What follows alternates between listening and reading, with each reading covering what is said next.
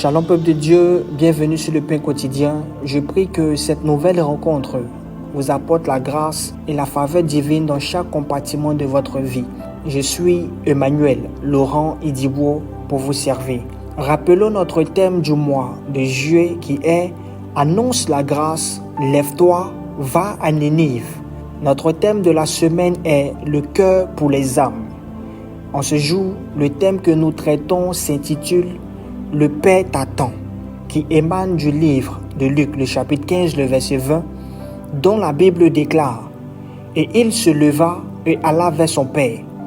Comme il était encore loin, son Père le vit et fut ému de compassion.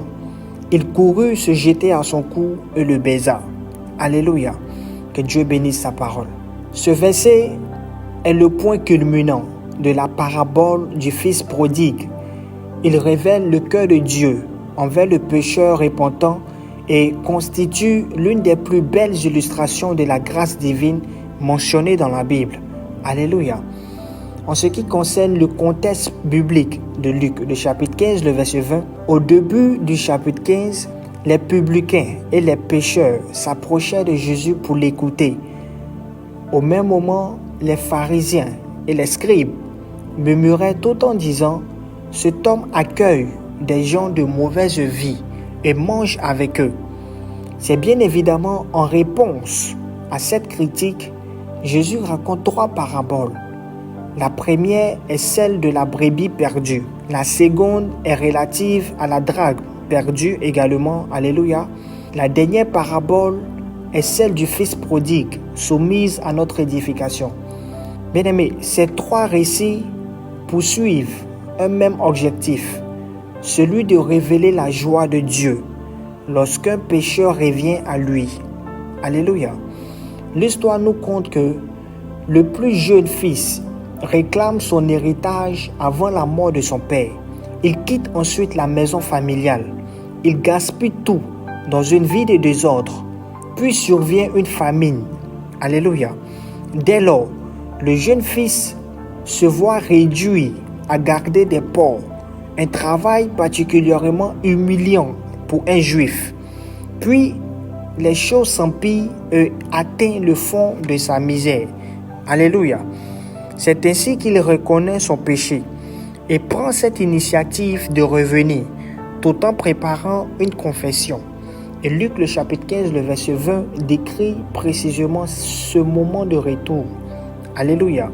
Bien-aimés, l'idée centrale de ce passage est que Dieu accueille avec une compassion immense toute personne qui revient sincèrement vers lui, sans attendre qu'elle mérite son pardon. Alléluia. Vous savez, ce verset également ne met pas d'abord l'accent sur le Fils. Il met l'accent sur le Père. Le véritable héros de la parabole est le Père, image du Père céleste, notre Seigneur et Sauveur Jésus. Alléluia. Veillons ensemble analyser notre verset du jour. Il est mentionné en début de phrase. Il se leva. Cette expression paraît simple, mais elle est profonde. Vous savez, dans la Bible, se lever représente souvent une décision, un changement de direction, le commencement d'une restauration. Le Fils ne reste pas dans sa misère. Au regard de toutes ces choses qui lui arrivent, bien évidemment, il agit. L'enseignement est de comprendre que Dieu laisse toujours une porte ouverte aux repentis. Aucun éloignement n'est trop grand pour empêcher le retour vers Dieu. Alléluia.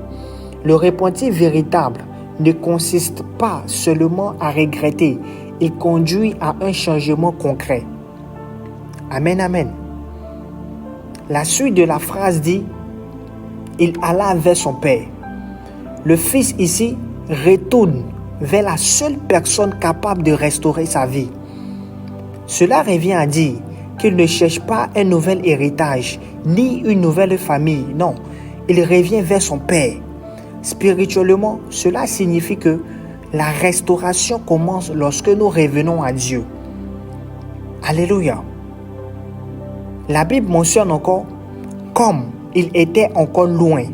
Cette phrase est aussi importante. Je le dis parce que le Père aperçoit son Fils avant même qu'il n'arrive. Personnellement, cela suggère que le Père attendait son retour.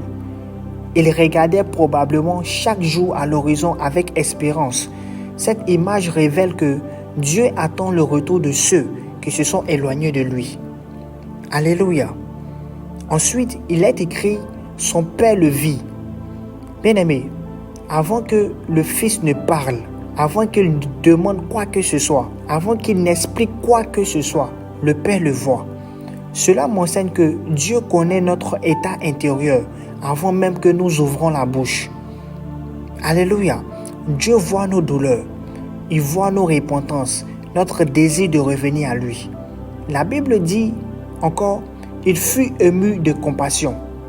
La compassion ici désigne une miséricorde intense qui pousse à agir. Alléluia. Ce n'est pas une simple pitié, non. C'est un amour profondément touché par la souffrance de l'autre. La compassion est l'une des caractéristiques majeures du caractère de Dieu. Alléluia. La dernière des choses ou le dernier point du verset souligne que il courut se jeter à son cou et l'embrassa. Vous savez, dans la culture juive, un homme âgé et respecté ne courait pas. Courir ici impliquait de relever sa tunique, ce qui était considéré comme indigne. Pourtant, lorsque nous lisons les Écritures, il est mentionné le Père courut. Pourquoi selon vous? Pour la simple raison que son amour est plus fort que les conventions. Alléluia. Le Père ici prend sur lui la honte éventuelle afin d'accueillir son Fils. Cette image illustre également l'œuvre de Jésus-Christ qui a assumé notre honte pour nous réconcilier avec Dieu. Alléluia. Dieu ne restaure pas progressivement son amour. Il accueille pleinement celui qui revient avec un cœur repentant. Regardez, le Fils revient sale, mais le Père ne voit pas d'abord sa saleté. Non, il voit le Fils qu'il est. Alléluia. Église du Seigneur, ce passage demeure d'une grande actualité et offre plusieurs applications concrètes à notre marche chrétienne. Nombreux d'entre nous pensent devoir d'abord régler leur vie avant de s'approcher de Dieu. Pourtant, Luc le chapitre 15, le verset 20 montre l'inverse. Le Fils revient tel qu'il est et Dieu transforme ensuite sa vie. Alléluia. Une chose à souligner est que nous ne devons jamais désespérer d'une personne éloignée de Dieu. Si nous constatons des absences au sein de nos assemblées, parents, amis ou responsables spirituels, nous sommes appelés à persévérer dans la prière et dans l'espérance à l'égard de ces personnes afin qu'elles puissent revenir, à leur premier amour. Alléluia. L'Église devrait être un lieu où les personnes repentantes trouvent l'accueil, le pardon, l'accompagnement, la restauration. Étant chrétiens, nous sommes invités à refléter le cœur de Dieu. Alléluia. Bien-aimés dans le Seigneur, les promesses de Dieu dans cette illustration sont nombreuses. L'une d'elles est qu'en Jésus-Christ, Dieu ne reçoit pas le pécheur comme un étranger, mais comme un enfant retrouvé, le pardonnant de tout péché et en le rétablissant au rang de fils. Alléluia. Pour conclure, Luc le chapitre 15, le verset 20, est une révélation saisissante du caractère de Dieu. Derrière l'histoire du fils prodigue se dessine le portrait d'un père qui attend, qui voit de loin, qui est profondément ému, qui court vers son enfant et qui le rétablit dans une relation d'amour. Alléluia. Ce verset enseigne que le salut ne repose pas sur les mérites humains, mais sur la grâce de Dieu accueillie par un cœur repentant. Bien-aimés, vous savez, aujourd'hui encore, il rappelle que personne n'est trop loin pour revenir vers le Père. Le chemin du retour commence par une décision et rencontre par la suite un Dieu dont la compassion est toujours prête à restaurer ceux qui viennent à lui avec sincérité. Je prie que cette portion d'écriture nous fasse du bien, dans le nom puissant de Jésus. Shalom chez vous.